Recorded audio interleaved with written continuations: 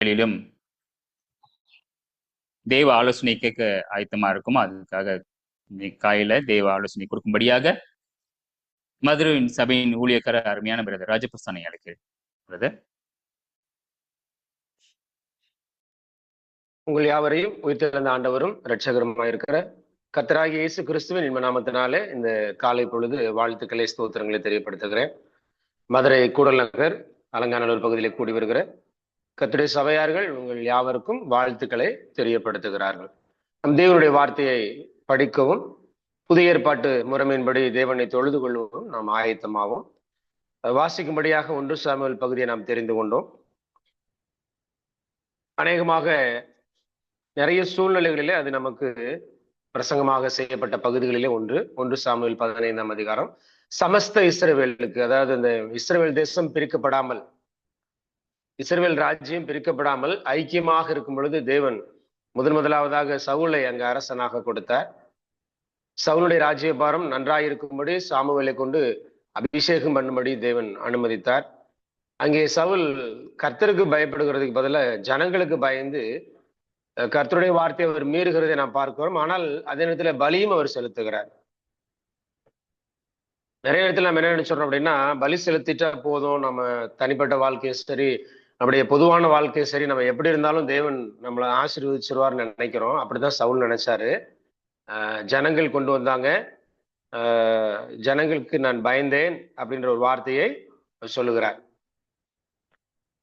அப்ப சாமுவேல் ஆசாரியனும் தீர்க்க தரிசியமா இருக்கிற சாமுவேல் சொல்லுவார், புத்தீனமாய் செய்தீர், கர்த்தருடைய வார்த்தையை நீர் என்ன செய்தீர், மீறிட்டீர், கர்த்தருடைய சொல்லை கேளாமல் போனீர் என்று சொல்லுகிறார். பலி அப்படின்னு சொன்னா தேவனுக்கு ரொம்ப பிடித்த விஷயம்தான். பழைய ஏற்பாடு முழுவதுமே பலிகளால் ஆன ஒரு பகுதியை நம்ம அதிகமா படிக்க முடியும்.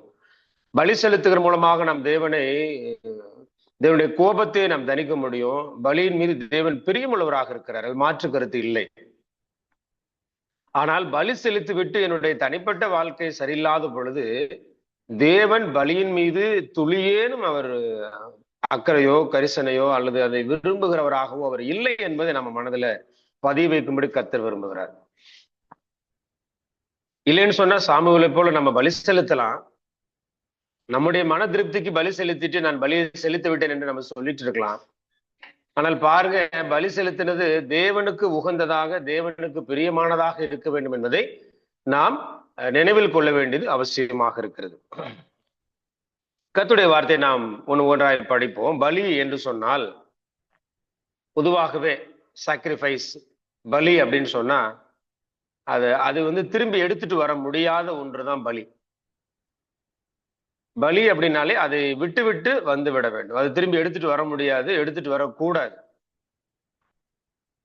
அப்ப பலவிதமான பலிகள் நாம் பார்க்கிறோம்.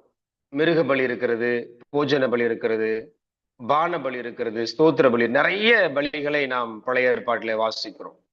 இவைகளெல்லாம் தேவனுக்காக செய்யப்பட்ட ஒன்று. தேவன் தமது பிரமாணங்களில இவைகளெல்லாம் மேற்கோள் காட்டியிருக்கிறார். இந்த பலிகள் எல்லாம் இஸ்ரவேல் மக்கள் தமக்கு செய்யும்படி அநேகர் செய்தார்கள்.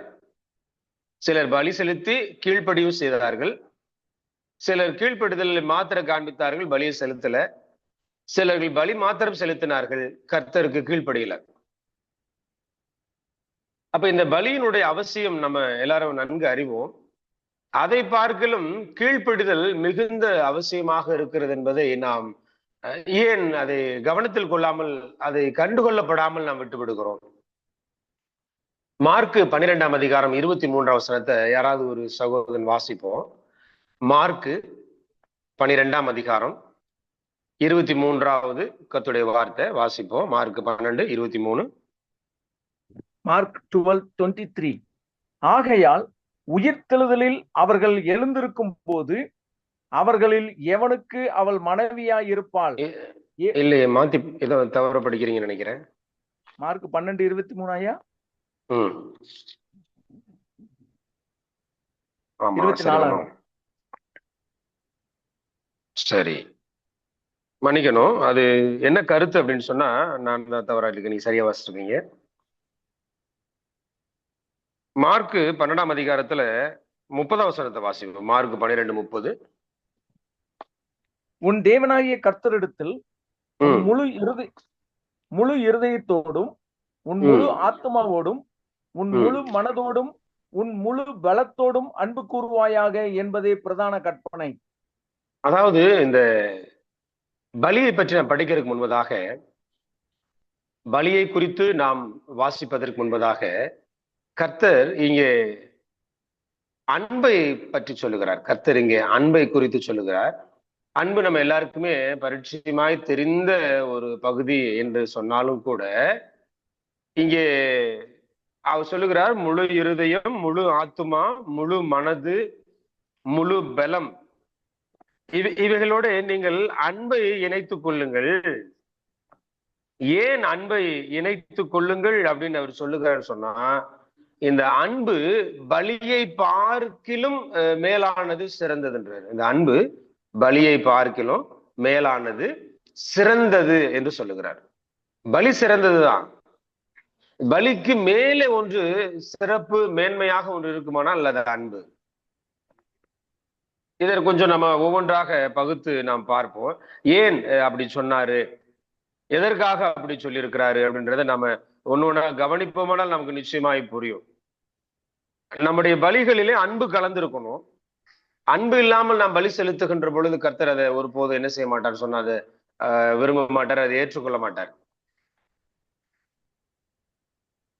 முதல்ல நாம் கவனிக்கின்ற பொழுது நோவா காலகட்டத்தில் தேவன் மலைகளை கொடுத்தார். அந்த மலை வெள்ளத்தினாலே அந்த உலகத்தை அழிக்கும்படி கர்த்தர் சித்த வைத்தார். காரணம் கீழ்ப்படிதல் இல்லை. அப்ப நோவாவுடைய குடும்பத்தை மாத்திரம் தேவன் ரட்சிக்க பேழைக்குள்ளாக அனுப்புகிறார். நோவாவும் அவனுடைய குடும்பத்தாரும் பேழைக்குள்ளாக செல்லுகிறார்கள். இங்கே அந்த மலை வெள்ளம் நிறுத்தப்பட்ட பிறகு, பூமியில தண்ணீர் வற்றி போன பிறகு நோவா அங்கே வெளியில வருகிறார். வெளியே வந்த உடனே ஆதியாகமம் 8ஆம் அதிகாரம் 20ஆம் வசனம் 21ஆம் வசனத்தை வாசிக்கும் பொழுது, ஆதியாகமம் 8ஆம் அதிகாரம் 20, 21 வாசிக்கும் பொழுது, நோவா கர்த்தருக்கு பலி செலுத்தினார். அந்த பலியை கர்த்தர் சுகந்த வாசனையாக ஏற்றுக்கொண்டார். தேவனுடைய கோபம் தனியும்படியாக, தேவனுடைய கோபம் குறையும்படியாக அங்கே பலி செலுத்தப்பட்டதை நாம் கவனிக்கிறோம். அப்ப தேவன் அங்கெல்லாம் பலியை ஏற்றுக்கொள்ளுகிறார். ஏன் அங்க பலியை ஏற்றுக்கொள்ளுகிறார் சொன்னா, நோவா கர்த்தருடைய வார்த்தைக்கு அவர் கீழ்ப்படிந்து பேழைக்குள்ளே பிரவேசித்தார். எதையெல்லாம் பேழைக்குள் கொண்டு செல்ல வேண்டும் என்று கட்டளையிட்டாரோ அத்தனை கொண்டு சென்றார். இடையிலே பேழையின் கதவு திறக்கப்படக்கூடாது என்பதனாலே கர்த்தர் கதவை சாத்தினார் என்று நாம் வேதத்துல வாசிக்கிறோம். ஆக வேதத்தை நேசிக்கிற பரிசுத்தவான்களும் கனத்துக்குரிய ஊழியர்களும் விசுவாசிகளுமாகிய நாம் இங்கே கவனிக்க வேண்டியது, அதாவது வெறும் பலி செலுத்துவதோடு என்னுடைய கடமை, என்னுடைய பொறுப்புகள் முடிந்து விடுகிறது என்று அநேகர் நினைத்து கொண்டிருக்கிற வேளையில நாமும் அப்படி நினைக்கலாகாது, நினைக்க முடியாது என்கிற அந்த ஒரு வார்த்தையை நாம் இந்த இடத்துல நினைவுபடுத்திக் கொள்வோம், வலியுறுத்திக் கொள்வோம். பலி எந்த அளவுக்கு முக்கியமோ, பலியை நாம் செலுத்துகின்ற பொழுது அந்த பலியை பெற்றுக்கொள்ளுகிற பிதாவாகிய தேவன் அதை விட கனத்துக்கு பாத்திரமானவரா இருக்கிறாரு. அவர் சொன்னதையும் நம்ம கேட்கணும், அவர் சொன்னதை நம்ம செய்யணும். அதுக்கு பிறகுதான் பலின்றதை நம்ம மனசுல வச்சுக்கணும். நாமகரண சபைகளில தசம பாக காணிக்க வாங்குறாங்க. மாசம் பிறந்த 10 தேதியில அவங்க சம்பள பணத்தை வாங்கினதுக்கு பிறகு அந்த போதகர், அந்த பாஸ்டர் சொல்லக்கூடியவர் என்ன பண்றாருன்னா, போய் தசம பாகம் வாங்குறாங்க, அல்லது அவங்க ஆலயத்திலே கொண்டு வந்து தசம பாகம் கொடுக்குறாங்க. அதுக்கு பிறகு ஸ்தோத்திர காணிக்க கொடுக்குறாங்க. அதற்கு பிறகுதான் வாரத்தின் முதல் நாளில ஞாயிற்றுக்கிழமை சபை கூடி வரும் பொழுது காணிக்க போடுறாங்க. ஆனால் புதிய ஏற்பாட்டு சபையில இவைகள் எல்லாம் எதுவும் இல்லை. வெறுமனவே வாரத்தின் முதல் நாளும் காணிக்க மாத்திரம் தான் போடுறோம். இந்த ரெண்டுக்கும் உள்ள வித்தியாசத்தை நாம் கவனிப்போம். மற்ற மக்கள் காணிக்கையை தவிர்த்து சிறப்பான காரியங்களை நிறைய கொடுக்குறாங்க, அவர்களுக்கு கீழ்ப்படுகிறது இல்லை. புதிய ஏற்பாட்டு ஜனமாகிய நாம் என்று சொல்லிக் கொள்ளுகிற, மெச்சிக்கொள்ளுகிற நாமும் கூட வசனத்தின்படி நடக்கிறோம் என்று சொல்லி வெறும் காணிக்கைகளை செலுத்திவிட்டு கீழ்ப்படுதலை நாம் மறைத்து விடுகிறோம், அல்லது கீழ்ப்படுதலை நம்ம என்ன செய்யறோம், மறந்து போய் விடுவோம். உதாரணமா, ஆராதனைக்கு தாமதமாக வந்து நம்ம பலி செலுத்துறோம், காணிக்க போடுறோம். உதாரணமா, மாசத்துல 5 ஞாயிற்றுக்கிழமை தொழுகையில ஒரு தொழுகை தவற விட்டுறோம். ஏதோ ஒரு விசேஷத்துக்கு போயிட்டோம், ஏதோ உடம்பு சரியில்லை, ஏதோ ஒரு பலவீனமான காரியம் சொல்றோம், உடம்பு முடியாம போயிடுச்சு. இப்ப நாம பலி செலுத்திடுறோம். ஆனால் உண்மையான கீழ்ப்படிதல், வேதம் எதிர்பார்க்கிற முழுமையான கீழ்ப்படிதல் அவன் காண்பிக்கிறோமான்னு சொன்னா இல்ல, காண்பிக்கல. ஆனா நம்ம என்ன நினைச்சிட்டோம், காணிக்க போட்டோம்ல, நம்ம போகலாட்டி நம்முடைய காணிக்க ஆலயத்துக்கு போயிடுச்சுல, இந்த வாரம் போடாட்டி இந்த வாரம் காணிக்க சேர்த்து அடுத்த வாரம் கூட போட்டுக்கலாம் நினைக்கிற நம்முடைய நல்ல எண்ணம் சரிதான். ஆனால் அங்கு கீழ்ப்படிதலை நாம் தொலைத்து விட்டோம், தவற விடுகிறோம். நிறைய பேர் காணிக்க போடுறாங்க, உதாரத்துவமா போடுறாங்க, சிறப்பா போடுறாங்க, அதிகமா போடுறாங்க. தன்னை யாரும் கண்டிக்க கூடாது என்று விரும்புகிறார்கள். தனக்கு யாரும் ஆலோசனை, புத்திமதி சொல்லக்கூடாது என்று விரும்புகிறார்கள். அது எப்படி செய்ய முடியும்? கர்த்தருடைய சபையில பட்சபாதம் இல்லை. கர்த்தருடைய சபையில பணம் ஆளுகை செய்ய முடியாது. கர்த்தருடைய சபையிலே வசதி வாய்ந்தவர்கள் அதிகாரம் செலுத்த முடியாது. ஒருவேளை அந்த முழு கட்டிடத்துக்கு அவங்க வாடகை கொடுத்திருக்கலாம், ஆராதனை நடக்கிற இடத்துக்கு. ஒருவேளை அவர் ஊழியருக்கு சம்பளம் கொடுத்திருக்கலாம். ஒருவேளை அந்த பலி செலுத்துகிற நபர் அங்க இருக்கிற ஏழை விதவைகளுக்கு ஏதாவது தன்னால் ஆன சிறப்பான காரியத்தை செய்திருக்கலாம். அப்படி செய்கிறதுனாலே இந்த நபர் அந்த பலி நிமித்தமாக உள்ளே அதிகாரம் செலுத்த முடியாது. ஆனால் இன்றைக்கு பாருங்க, சபையை நிர்வாகம் கட்டுப்படுத்துகிறது பெரிய வேதனைக்குரிய செயலாக இருக்கிறது. கர்த்தருடைய சபை எல்லா அதிகாரத்திற்கும் மேலான அதிகாரம் என்று நாம் வாய்களியே பேசுகிறோம். ஆனால் பேச வேண்டிய இடத்துல மௌனம் காண்பித்து, மௌனம் சாதித்து, அமைதியாக இருந்து மனிதனை பிரியப்படுத்துகிற வேலை செஞ்சிடறோம். சற்று நீங்கள் ஆழமா இதை கவனிக்கும்படி நான் கர்த்தருடைய நாமத்தில் விரும்புகிறேன். இந்த பிரச்சனை இன்றைக்கு கிறிஸ்தன் சபையில எல்லா இடங்களிலும் தலைவிரித்து ஆடுகிறது. பலி செலுத்தப்படுகிறதுனாலே, அல்லது யாரோ ஒருத்தருக்கு உதவி செய்யப்படுகிறதுனாலே, சம்பளம் கொடுக்கிறதுனாலே, அல்லது ஏதோ ஒரு விதத்துல அவர் பயனடையும்படி தோள் கொடுக்கிறதுனால இங்கே பலி மாத்திரம் தலையை தூக்கி ஆடுகிறது. கீழ்ப்படிதல் அங்கே மறக்கடிக்கப்படுகிறது. ஆக ஒரு சபையை ஒரு நிர்வாகம் கட்டுப்படுத்த முடியாது. அந்த நிர்வாகத்துல யார் வேணா இருந்துட்டு போட்டுங்க. ஆனால் சபை நிர்வாகத்தை கட்டுப்படுத்தும். 16ஆம் அதிகாரத்துல படிக்கின்ற பொழுது பேதுரு சொல்லுகின்றார், பாதாளத்தின் வாசல்கள் சபையை மேற்கொள்ளாது.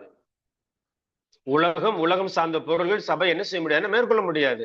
ஆனால் இன்றைக்கு கர்த்தருடைய சபை நிர்வாகங்கள் மூலமாக கட்டுப்படுத்தப்பட்டு, நிர்வாகத்தினுடைய அதிகாரத்தின் மூலமாக இன்னைக்கு இவர் தான் பிரசங்கம் பண்ணணும், இன்னைக்கு இவர் தான் எல்லாமே அப்படின்னு சொல்லி அங்க நிர்வாக அதிகாரம் கர்த்தருடைய சபைக்குள்ளாக தலைவிரித்து ஆடுகிறது. அங்கே பலி மாத்திரம் பார்க்கப்படுகிறது. அங்கே கீழ்ப்படிதல், கர்த்தருடைய வார்த்தைக்கு கீழ்ப்படிதல் அங்கே இல்லை. நானும் பேசுகிறதில்லை, நீங்களும் பேசுகிறதில்லை, நாம் யாருமே பேசுகிறதில்லை இந்த காரியத்தை குறித்து.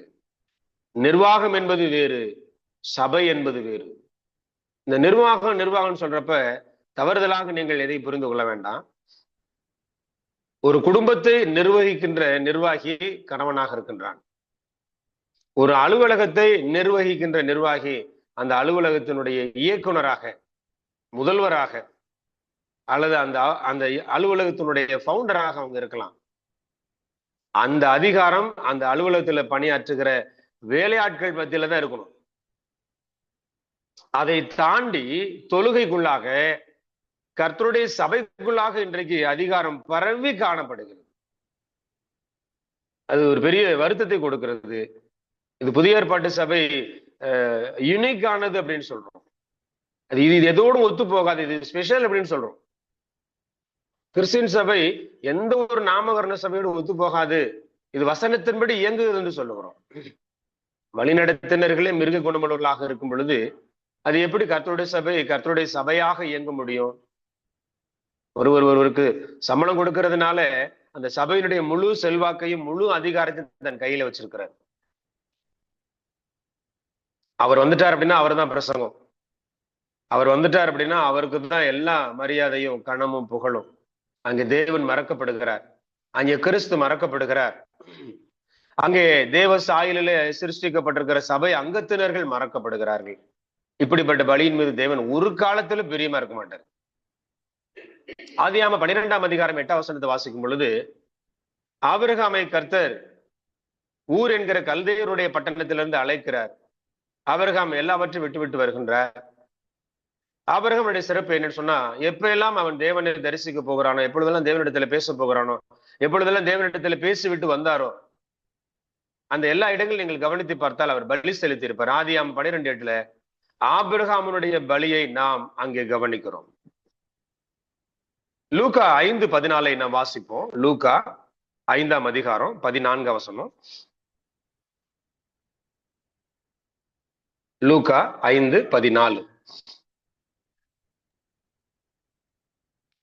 அவர் அவனை நோக்கி, நீ இதை ஒருவருக்கும் சொல்லாமல் போய் உன்னை ஆசாரியனுக்கு காண்பித்து நீ சுத்தமானது நிமித்தம்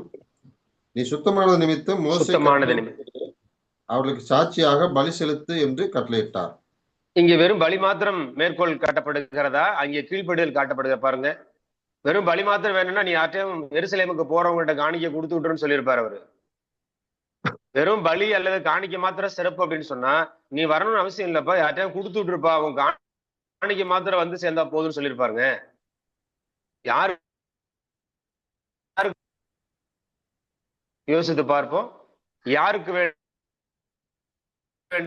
பலியார்? அதே நேரத்துல கர்த்தர் அதுல கீழ்ப்படிதலையும் கர்த்தர் கிடைத்த சகல காரியத்துல ஈடுபடும்படியும் கர்த்தர் விரும்புகிறாரு. அதையே நாம் யோசிக்கிறது இல்லை. சொன்னார் சுத்தமானதுக்கு பிறகு குஷ்டரோகி சொல்றாரு, நீ போய் ஆலயத்திலே ஆசாரியனுக்கு உன்னை காண்பி என்று சொல்லுகிறார். நீ போய் தேவனுடைய மனுஷன் இடத்துல உன்னை காட்டுன்றாரு. தேவனுடைய மனுஷன் இடத்துல உன்னை போய் காண்பித்து நீ பெற்றுக்கொண்ட நன்மை நிமித்தம் அந்த பழைய ஏற்பாடு சட்டத்திட்டத்தின்படி நீ பலி செலுத்து என்று சொல்லுகிறார். வேதத்தை நேசிக்கிற அருமையான தேவதாசர்களாகிய நாம இனி அடுத்து வரக்கூடிய சந்ததி தலைமுறைகள் பலிகள் செலுத்துவதற்கு முன்பதாகவே கீழ்ப்படிந்து பலி செலுத்தினால் சிறப்பாக இருக்கும் என்று நான் யோசிக்கிறேன். ரோமர் 8ஆம் அதிகாரம் 3ஆம் வசனத்தை வாசிக்கும் பொழுது இயேசு கிறிஸ்து கூட பலி செலுத்தி விட்டு கீழ்ப்படியவில்லை, கீழ்ப்படிந்த பிறகு அவர் பலி செலுத்துகிறார். ரோமர் 8ஆம் அதிகாரம் 3ஆம் வசனம் பாருங்க.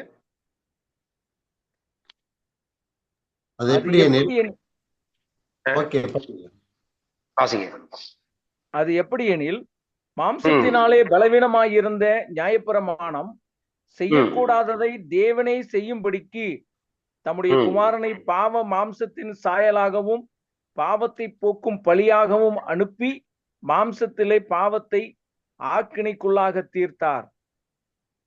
இங்கே ரோமர் 8ஆம் அதிகாரம் 3ஆம் வசனத்துல நியாயப்பிரமாணமானது மனிதர்களை ஆண்டு கொண்டிருந்தது.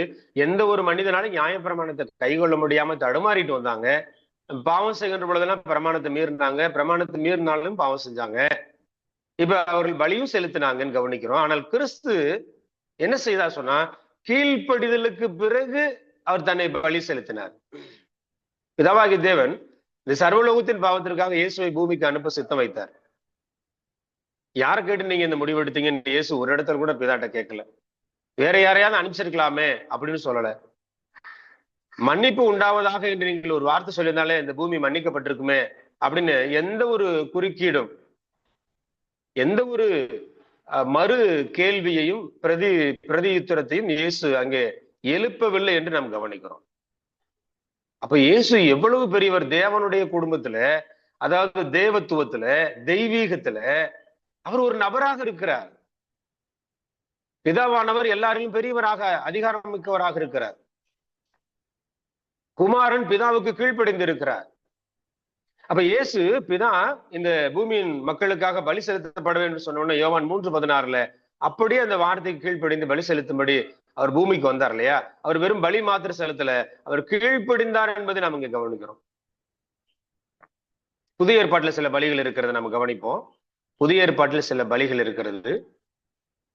எபிரேயர் 13ஆம் அதிகாரம் 15ஆம் வசனம். நாமகரண மக்கள் இது ஒன்றை மாத்திரம் பிடித்துக் கொள்ளுகிறார்கள். எபிரேயர் 13:15. ஆகையால் அவருடைய நாமத்தை துதிக்கும் உதடுகளின் கனியாகிய ஸ்தோத்திர பலியை அவர் மூலமா எப்போதும் தேவனுக்கு செலுத்த கடவோம். அப்ப ஸ்தோத்திர பலி என்று ஒன்று இருக்கிறது. பழைய ஏற்பாட்டுல மிருக பலி, புதிய ஏற்பாட்டுல கிறிஸ்து தன்னை பலியாக கொடுத்தார். புதிய ஏற்பாட்டு தொழுகையிலே சில விதமான பலிகள் இருக்கிறது. ஸ்தோத்திர பலி நன்றி செலுத்துகிற பலி. பெற்றுக்கொண்டவைகளுக்கு நாம் நன்றி செலுத்துகிற மக்களாக இருக்கும்படி கர்த்தர் விரும்புகிறார். நிறைய பெற்றுக்கொண்டிருக்கிறோம் நாம் தேவனிடத்துல. நாம் பெற்றுக்கொண்ட யாவற்றுக்காக தேவனுக்கு நம்ம என்ன செலுத்தணும் அப்படின்னு சொன்னா நன்றி செலுத்தணும். அதைத்தான் எபிரேய கிறிஸ்தவர்களுக்கு இந்த எபிரேய ஆசிரியர் சொல்லுகிறார். ஸ்தோத்திர பலி செலுத்துங்க தேவனுக்கு, அது ரொம்ப பிடிக்கும்ன்றாரு. அப்போஸ்தலனாகிய பவுல் ரோமர் 12ஆம் அதிகாரம் 1ஆம் வசனத்தில் சொல்லுகின்ற பொழுது, அப்போஸ்தலனாகிய பவுல் ரோமர் 12ஆம் அதிகாரம் 1ஆம் வசனத்தை நாம் கவனிக்கின்ற பொழுது வாசிப்போம். ரோமர் 12:1 படிங்க. அப்படி இருக்க சகோதரரே, நீங்கள் உங்கள் சரீரங்களை பரிசுத்தமும் தேவனுக்கு பிரியமுமான ஜீவ பலியாக ஒப்புக் கொடுக்க வேண்டும் என்று தேவனுடைய இரக்கங்களை முன்னிட்டு உங்களை வேண்டிக் கொள்கிறேன். இதுவே நீங்கள் செய்யத்தக்க புத்தி உள்ள ஆராதனை. அப்ப இங்க ஸ்தோத்திர பலி செலுத்துங்க. புதிய ஏற்பாடு தொழுகையில ஜீவ பலியாக உங்களையே, உங்க குடும்பத்தையே, உங்க பிள்ளைங்களை, உங்க பேர பிள்ளைங்களை ஜீவனையே பலியாக, ஜீவ பலியாக ஒப்பு கொடுங்கள் என்று சொல்லுகிறார். அப்ப பாருங்க, பழைய ஏற்பாட்டிலும் பலி இருந்திருக்கிறது, புதிய ஏற்பாட்டிலும் பலி இருந்திருக்கிறது. இந்த ரெண்டு பலிகளுக்கு இடையிலே ஒரே ஒரு சின்ன வித்தியாசத்தை நாம் காணுகிறோம். கீழ்ப்படுதலோடு வருகிற எந்த பலியும் தேவனால் அங்கீகரிக்கப்படுகிறது. கீழ்ப்படிதலோடு செலுத்தப்படுகிற எந்த பலியையும் தேவன் நேசிக்கிறார். கீழ்ப்படிதல் இல்லாமல் வருகிற எந்த ஒரு பலியையும் அவர் ஏற்றுக்கொள்ளுகிறது இல்லை. அப்ப ஜீவ பலியாக கொடுங்க. பலி செலுத்திட்டு நீங்க திரும்பி எடுத்துட்டு போயிடுறீங்கன்றாரு. தொழுகைக்கு வருகிற நாம பலி செலுத்துகிறோம். தொழுகைக்கு வந்து பலி செலுத்திட்டு என்ன செய்யறோம் சொன்னா, திரும்பி போகும்பொழுது நம்ம பலிகளை கொண்டு போய் விடுகிறோம். அப்ப கீழ்ப்படுதலோடு செலுத்தப்படுகிற பலியை நம் தேவ சமூகத்துல விட்டு விட்டு வரும்படி கர்த்தர் எதிர்பார்க்கிறார். இன்னொரு பலி இருக்கிறது பாருங்கள். பிலிப்பியர் 2ஆம் அதிகாரம் 17ஆம் வசனத்தை வாசிப்போம். பிலிப்பியர் 2ஆம் அதிகாரம் 17வது வசனம் பாருங்க. மேலும் உங்கள் விசுவாசமாகிய பலியின் மேலும் ஊழியத்தின் மேலும் நான் வார்க்கப்பட்டு போனாலும் நான் மகிழ்ந்து உங்கள் அனைவரோடு கூட சந்தோஷப்படுவேன். விசுவாச பலி, நம்முடைய விசுவாசம் பலியானது, பலி சம்பந்தப்பட்டது. நம்முடைய நம்பிக்கை பலி சம்பந்தப்பட்டது. நம்முடைய மனம், இருதயம், ஆத்துமா, இந்த மூன்றும் உள்ளடக்கிய உள்ளான மனிதன் பலிக்கு உரிய நபர். தேவனுக்கு பலி செலுத்தும்படி தேவனுக்காக சகலத்தையும் விட்டு விடுகிற ஒரு சூழல் பலி. ஆக பிரியமானவர்களே, விசுவாசமாகிய பலின்றாரு, ஸ்தோத்திர பலின்றாரு, ஜீவ பலின்றாரு. அப்ப புதிய ஏற்பாட்டிலும் பலிகள் இருக்கிறது. அப்ப புதிய ஏற்பாட்டு பலிகளிலும் நாம அப்படியே பழைய ஏற்பாட்டு மக்களை போல கீழ்ப்படுதலை காண்பிக்காமல், உதாரணமா சாமுவேலை போல கீழ்ப்படுதலை காமிக்காம பலி செலுத்திட்டு இருக்கோம். ஞாயிற்றுக்கிழமை காணிக்க போட்டுட்டு இருக்கோம். தேவனுக்கு, தேவனுடைய காரியத்துக்கு நிறைய அள்ளி கொட்டுகிறோம். நம்முடைய தனிப்பட்ட வாழ்க்கையில கீழ்ப்படுதல் இல்லை. கீழ்ப்படுதல் இல்லாத எந்த ஒரு பலியையும் கர்த்தர் ஏற்றுக்கொள்ளுகிறது இல்லை. 1 கொரிந்தியர் 11ஆம் அதிகாரத்துல 23 முதல் 30 வசனங்களை வாசிக்கும் பொழுது, இப்ப படிக்க வேண்டாம், பெரிய பகுதி. 1 கொரிந்தியர் 11ஆம் அதிகாரம் 23 30 வரைக்கும் பெரிய பகுதி, வாசிக்க வேண்டாம். அது வந்து கர்த்தருடைய பந்தி பலியை பத்தி பேசுகிறது. கர்த்தருடைய பந்தி பலியை பத்தி பேசுகிறது. வாரந்தோறும் நினைவு கூறுகிறோம். அப்ப கர்த்தருடைய பந்தி பலியில நாம கீழ்ப்படுதல் இல்லாமல் பங்கு பெறுகின்ற பொழுது பாருங்க, அது கூட சிறப்பானதாக இருக்காமே போயிரும். கீழ்ப்படுதல் இருக்கணும். நம்முடைய அறிக்கை கர்த்தருடைய பந்தியில இருக்கணும். குற்ற அறிக்கை இருக்கணும். அப்ப கர்த்தருடைய பந்தியில நான் என்னுடைய கீழ்ப்படுதலை காண்பிக்காமல் அப்பத்தில் ரசத்தில் பங்கு பெற்றுக் கொண்டே போகிறேன். பரிசுத்தவான்களுக்கு என்று சேர்க்கப்படுகிற தர்ம பணமாகிய காணிக்கையில நான் என்னுடைய பலியை செலுத்திக் கொண்டே போகிறேன். என்னுடைய வாழ்க்கையில கீழ்ப்படுதல் இல்லை அப்படின்னு சொன்னா, நன்றி செலுத்தும் பொழுது எனக்கு கீழ்ப்படுதல் இல்லை என்று சொன்னால், எனக்கு என்னுடைய மனசுக்கு வேணா திருப்தி கிடைச்சிருக்குமே தவிர கர்த்தருக்கு எடுத்த காரியத்தில் அதுல திருப்தி இருக்காது, அதுல சரி இருக்காதுன்றத நான் உணர்ந்து கொள்ள வேண்டும். பிலிப்பியர் 4ஆம் அதிகாரம் 18வது வசனத்தை வாசிப்போம். பிலிப்பியர் 4:18. பிலிப்பியர் 4:18. எல்லாம் எனக்கு கிடைத்தது, பரிபூர்ணமும் உண்டாயிருக்கிறது. உங்களால் அனுப்பப்பட்டவைகளை சுகந்த வாசனையும் தேவனுக்கு பிரியமான உகந்த பலியுமாக எப்பாப்பிரதேத்துவின் கையில் வரப்பற்றி கொண்டிருக்கிறபடியால் நான் திருப்தி அடைந்திருக்கிறேன். இங்கே காணிக்கை கூட கர்த்தர் பலின்னு சொல்லுகிறார். பாத்தீங்களா? ஸ்தோத்திர பலி, ஜீவ பலி, விசுவாச பலி, கர்த்தர் பந்தி பலி. இங்கே காணிக்கையும் கர்த்தர் பலியாக காண்பிக்கிறார். எப்பாப்பிரதேத்தின் கையில வர பற்றி கொண்டேன்றார். உகந்ததாக சுகந்த வாசனையாக அதை ஏற்றுக்கொண்டேன் என்று சொல்லுகிறார். அப்ப பழைய ஏற்பாட்டிலும் சரி, புதிய ஏற்பாட்டிலும் சரி, அநேகர் பலி செலுத்திக் கொண்டுதான் இருக்கிறார்கள். இன்னைக்கு நீங்களும் பலி செலுத்துகிறீர்கள். நானும் பலி செலுத்துகிறேன், உங்களுடைய குடும்பத்தாரும் பலி செலுத்துகிறார்கள், உங்களுடைய குழந்தைகள் பலி செலுத்துகிறார்கள், என்னுடைய குடும்பத்தார் பலி செலுத்துகிறார்கள், என்னுடைய குடும்பத்தார் பலி செலுத்துகிறார்கள். ஆனால் இந்த பலிக்கு முன்பதாக நாம் எதை தவற விட்டு விட்டோம் சொன்னா, கீழ்ப்படுதலை நாம் தவற விட்டு விட்டோம். கீழ்ப்படுதல் இல்லாமல் செய்யப்படுகிற எது ஒன்றும், பாடலா இருக்கட்டும், ஜெபமா இருக்கட்டும், வேத வாசிப்பா இருக்கட்டும், கிறிஸ்தவ வாழ்க்கையா இருக்கட்டும், அது கர்த்தருடைய பந்தியா இருக்கட்டும், எதுவாக இருக்கட்டும், கீழ்ப்படுதல் இல்லாத எது ஒன்றும் கர்த்தர் நிச்சயமா ஏற்றுக்கொள்ள மாட்டார். அதைத்தான் இந்த காலை பொழுது தேவன் நமக்கு வலியுறுத்தி கொண்டிருக்கிறார். கீழ்ப்படுதல் அந்த அளவுக்கு அது மிக முக்கியம் வகித்த ஒன்றாக இருக்கிறது. அதனாலதான் பழைய ஏற்பாட்டுல என்ன சொன்னார்னா, ஆமோஸ் புத்தகத்துல சரி, நிறைய பழைய ஏற்பாட்டு தீர்க்க தரிசன புஸ்தகத்துல பலியை நான் வெறுக்கிறேன்றாரு. தவறான எண்ணமுடையவர்களாக இஸ்ரவேல் மக்கள் முடிவு எடுத்துட்டாங்க. என்ன முடிவு எடுத்துட்டாங்க? தவறா என்னன்னா, பலி செலுத்திட்டா போதும் குடிச்சிடலாம், பலி செலுத்திட்டா போதும் மதுபானம் பண்ணி வெறிக்கலாம், பலி செலுத்திட்டா போதும் பிரமாணத்தை மீறலாம், பலி செலுத்திட்டா போதும் நம்ம என்ன தப்பு செஞ்சுக்கலாம் நினைச்சிட்டு இருக்கிறாங்க. செய்தார்கள் அப்படி. அவர்கள் பலி செலுத்துகிறதுனாலே எல்லா தவறுகளையும் செய்யலாம் என்று துணிகரமாய் செய்ய ஆரம்பித்தார்கள். அதனால தேவன் முற்றுப்புள்ளி வைக்க ஆரம்பித்தார். பலி அல்ல, கீழ்ப்படிதலை நான் விரும்புகிறேன் என்று சொல்லுகிறார். அப்ப என்னுடைய பலி எது தொடர்புடையதாக இருக்கு சொன்னா, கர்த்தருக்கு கீழ்ப்படுகிறதா. அதனாலதான் சொன்னேன், கீழ்ப்படுகிறதுனா நிர்வாகத்துக்கு நம்ம கீழ்ப்படிஞ்சிட்டு இருக்கோம். கீழ்ப்படுகிறது சொன்னா மனிதனுக்கு கீழ்ப்படிஞ்சிட்டு இருக்கோம். என்னுடைய கீழ்ப்படிதல் கர்த்தருக்கு இருக்கணும். உதாரணமா இப்ப எனக்கு உதவி செய்யற என்னுடைய எஜமான் வரார் அப்படின்னா, நான் ஏற்கனவே திட்டம் பண்ணி வச்சிருப்பேன், ஞாயிற்றுக்கிழமை இவர் தான் செய்தி, ஞாயிற்றுக்கிழமை இவர் தான் கர்த்தருடைய பந்தி அப்படின்னு. இப்ப என்னுடைய எஜமான் வந்ததுனால நான் அந்த பிளானை மாத்துறேன். அப்ப நிர்வாகம் சபையினுடைய ஆளுகை அமைப்பை, சபையினுடைய மாபெரும் அதிகாரம் படைத்த கட்டமைப்பாக இருக்கிற, என்றைக்கும் அழியாமல் இருக்கிற சபையினுடைய ஒழுங்குகளை என் எஜமான் நிமித்தமாய் நான் மாற்றுகிறேன். எஜமான மதிக்க வேணாம்னு சொல்லல, தவறா நீ யாருன்னு நினைச்சிட வேண்டாம். எஜமானுக்கு செய்தி வாய்ப்பு கொடுக்க கூடாதுன்னு நான் சொல்லல. எஜமான் வர்றதுனால நிறைய மாற்றப்படுகிறது. உதாரணம், ஒரு இடத்துல ஒரு இறப்பு நிகழ்வு நடந்துருச்சு, அந்த உள்ளூர் ஊழியக்காரன் மறக்கடிக்கப்படுகிறான்.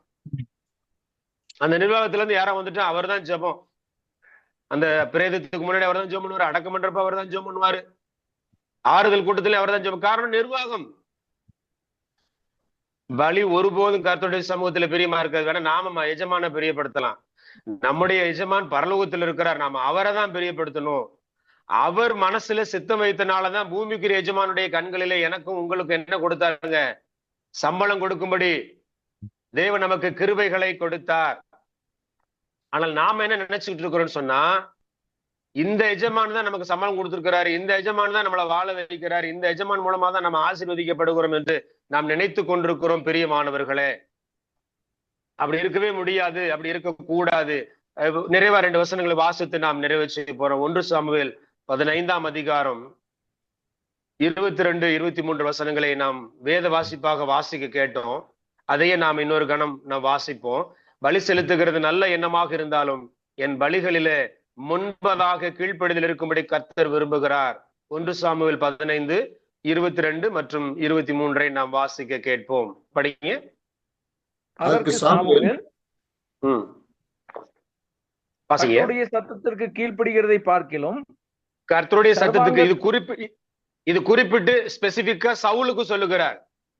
சவுல் அரசன், சமஸ்த இஸ்ரவேல்ல முதல் ராஜாவாகிய சவுலுக்கு சாமுவேலை கொண்டு சொன்னார், கர்த்தருடைய சத்தத்திற்கு கீழ்ப்படிவதை பார்க்கிலும் சர்வாங்க தகனங்களும்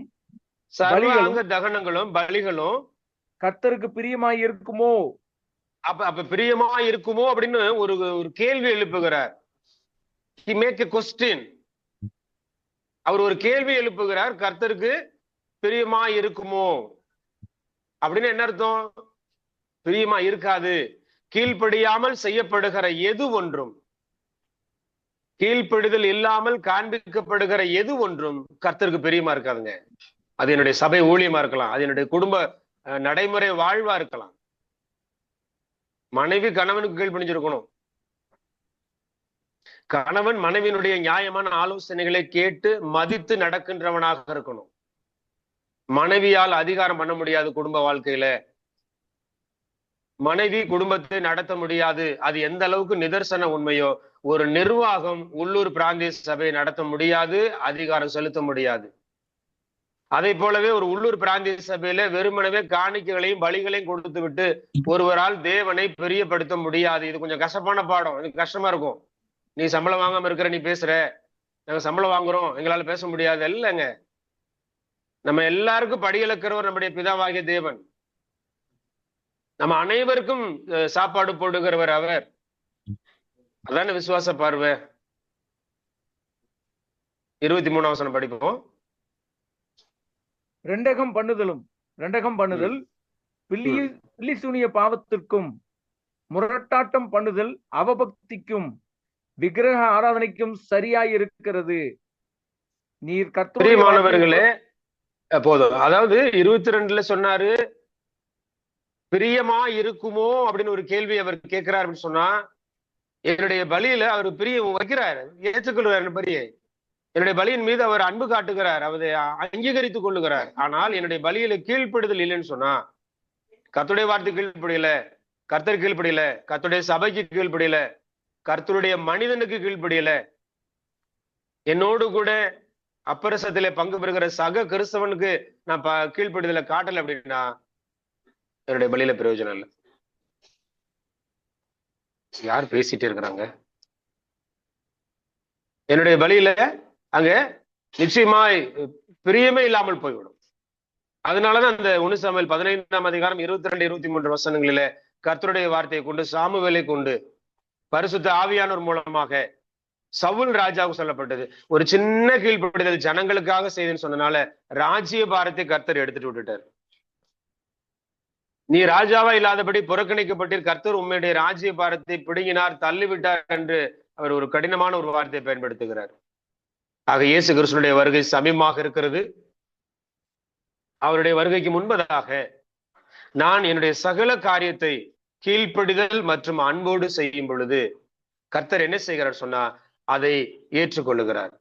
கீழ்ப்படிதலும் அன்பும் இல்லாமல் என்னுடைய தொழுகை இருக்குமானால், என்னுடைய ஆவிக்குரிய ஜீவியம் இருக்குமானால், என்னுடைய பலிகள் இருக்குமானால், கர்த்தர் ஒருபோதும் என்ன செய்ய மாட்டார்னா பிரியம் வைக்க மாட்டார். கர்த்தர் பிரியம் வைக்காத எதிலும் அங்கீகாரம் இருக்காது. அங்கீகாரம் இல்லைன்னு சொன்னா நான் பட்ட பிரயாசம் பாடு அனைத்தும் வீணும் விருதாவுமாய் போய்விடும். நிறைவாக ஒரு வசனத்தை படித்து கர்த்தருடைய செய்தி நாம் நிறைவு செய்வோம். 1 கொரிந்தியர் 15ஆம் அதிகாரம் 58வது கர்த்தருடைய வார்த்தையை வாசிப்போம். 1 கொரிந்தியர் 15:58. ஆகையால் எனக்கு பிரியமான சகோதரரே, கர்த்தருக்குள் நீங்கள் படுகிற பிரயாசம் விருதாவாய் இராது என்று அறிந்து நீங்கள் உறுதிப்பட்டவர்களாயும் அசையாதவர்களாயும் கர்த்தருடைய கிரிகளை எப்பொழுதும் பெருகவர்களாயும் இருப்பீர்களாக. அப்ப இதெல்லாம் பார்க்கிற, கவனிக்கிற, கேட்கிற நாம கர்த்தருடைய செயல்களிலே, கர்த்தருடைய காரியத்துல உறுதியாய் அசையாதவர்களாய் அதுல பெருகுகின்ற மக்களாக இருக்கணும் அப்படின்னா மனதில் ஆழம் வைத்துக் கொள்ளுவோம். கீழ்ப்படிதல் மற்றும் அன்போடு சகல காரியங்கள் செய்யப்பட வேண்டும். நான் விரும்பினாலும் விரும்பாட்டியும். ஏன்னா இது எல்லா அதிகாரமும் தேவனிடத்துல இருக்கிறது. சகல அதிகாரத்தை அவர் கிறிஸ்துவனிடத்துல கொடுத்திருக்கிறார். சபை என்பது எந்த ஒரு தனி மனிதனும் அதிகாரம் செலுத்துகிற இடமாக இருக்க முடியாது, இருக்கக்கூடாது. மூப்பர்களுக்கு மாத்திரம் கர்த்தர் அந்த அதிகாரத்தை கொடுத்திருக்கிறார். மூப்பர்கள் இல்லாத பட்சத்தில் அந்த மந்தையை மேய்த்து வழிநடத்தக்கூடிய மாபெரும் உன்னத பொறுப்பை கர்த்தர் ஊழியர்காரர்களிடத்துல கொடுத்திருக்கிறார். சபையானது ஊழியர்காரர்கள் மூலமாக கர்த்தர் கீழ்ப்படியும்படி கர்த்தர் விரும்புகிறார். அப்படி செய்வோம். கர்த்தர் நம்மை ஆசீர்வதிப்பார். வாய்ப்பு கொடுத்த மலேசியா நாட்டில் கூடி வருகிற பரிசுத்தவான்களுக்கும், இந்திய தேசத்திலிருந்து கவனித்துக் கொண்டிருக்கிற பரிசுத்தவான்களுக்கும் ஆண்டவர் இயேசு நாமத்தில் வாழ்த்துக்களை தெரியப்படுத்துகிறேன்.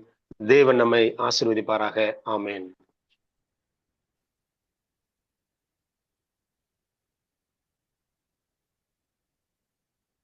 தேங்க்யூ. எளிமையான ஒரு தேவ ஆலோசனையை கேட்டோம். பழைய ஏற்பாடுல மக்களுக்கு பலியில் தான் செலுத்தினாங்க. அவங்க என்ன செஞ்சாவும் பலி செலுத்தினா அவங்களுக்கு அவங்க சேஃப்னு நினைச்சுக்குவாங்க. தேவனும் பலியை தான் விரும்பினாரு. ஆனா புதிய ஏற்பாட்டுக்கு வரும்போது ஆண்டவராக இயேசு கிறிஸ்து நமக்கு பலியாய் இருந்துட்டார், பலியாய் செலுத்திட்டார். நம்ம விசுவாசம் வேணும். விசுவாசம் எப்படி வரும்னா தேவ வார்த்தையினால வரும். பழைய ஏற்பாட்டுக்கும் புதிய ஏற்பாட்டுக்கும் அதான் வித்தியாசம். பழைய ஏற்பாடு விசுவாசம் இல்லை, புதிய ஏற்பாடு விசுவாசம் இருக்கு.